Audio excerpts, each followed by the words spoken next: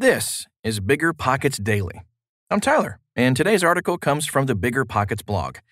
Every day, I read a new article exploring a different aspect of real estate investing. If you consider yourself a multitasker, this is the perfect show for you.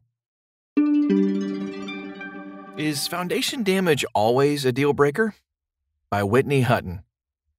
When I received the inspection report back on my third BRRRR property, all the red ink highlighting deficient areas made my head spin and palms sweat.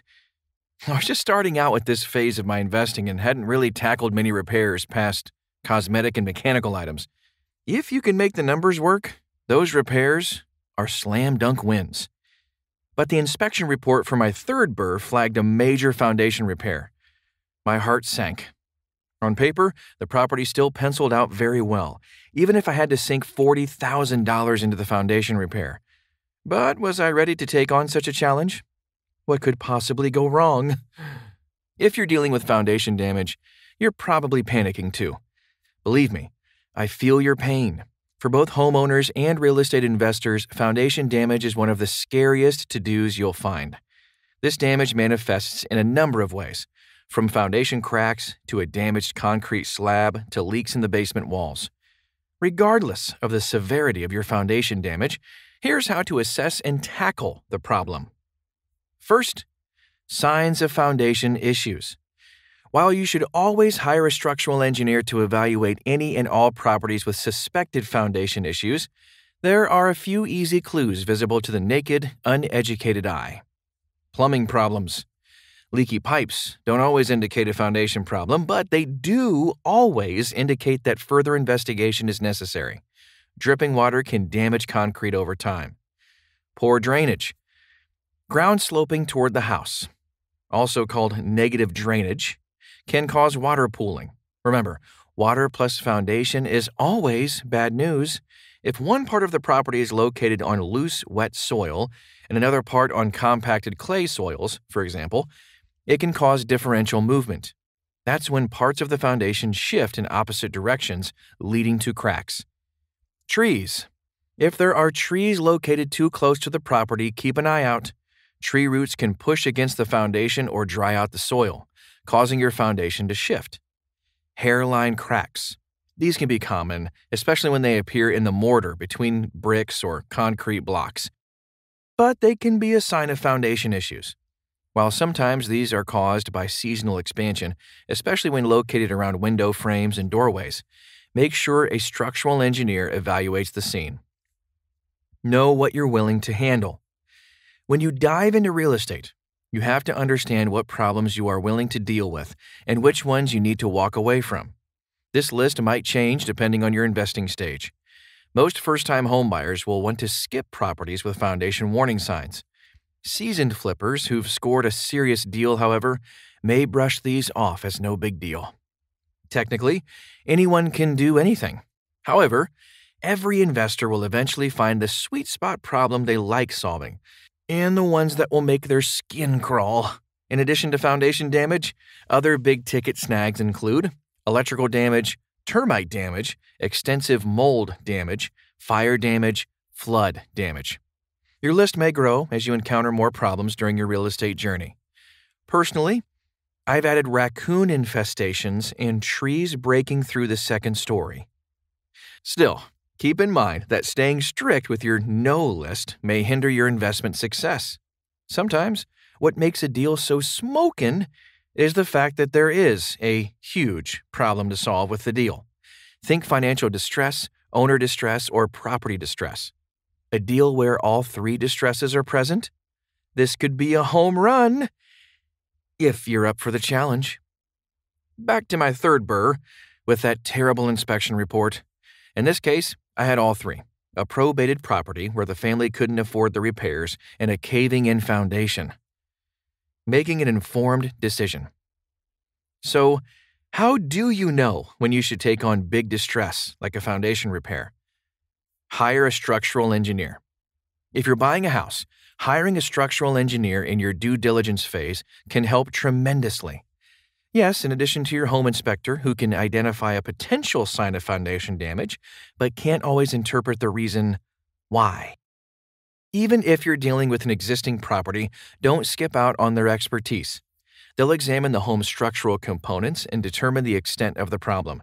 Then, they'll help you decide if you want to proceed, create a report, and develop a proposed action plan. It's tempting to skip this step, but when you're dealing with foundation damage, structural engineers are always money well spent. You'll pay about $200 to figure out what exactly is going on. For example, the engineer may tell you that the corrective action is minimal. A foundation repair company might try to sell you on unneeded services. I got a $50,000 discount on my offer because one of those companies told the owner it needed huge repairs, but it turned out the property only needed $1,000 in downspout and grading work. Ask your engineer if this issue can be resolved with a simple repair, or should you expect to deal with future issues? Some water table issues can be mitigated with a sump pump, but perhaps you're dealing with ongoing shifting soils beyond your control. Ask your engineer, what's the fix? Interview foundation crews. Speak with a number of different foundation crews. Ask them to visit the property, assess the damage reported, and provide an estimate for cost to repair. Don't have a go-to foundation crew? No problem. Most people don't. Ask other investors or your real estate agent for the area's best foundation repair crew. And prepare your budget too. This isn't the time to be cheap. Make sure you and your crews are clear on your timeline to fix the issues, especially if you're planning a flip. The foundation must be corrected first before any other work is done in the house. If a contractor tells you differently, run! Correcting foundations can take days to weeks to resolve, so build this into your overall renovation timeline. Before signing an agreement, research the foundation company you chose.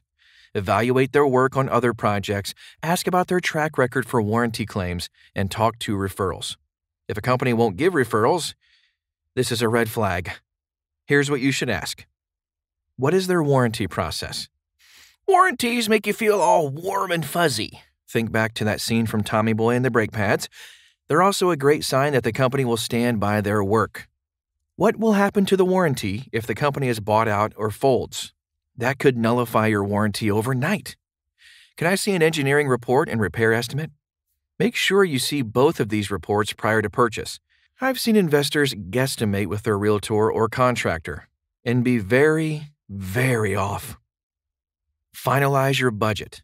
Add a contingency budget to your entire construction budget to account for any surprises. Most experts recommend a 10% contingency, but you may want to add more to this budget, especially if it's one of your first investment deals. Lastly, make sure your numbers still work. Now that you understand just how much your foundation repair should cost, with that contingency included, rerun your analyses.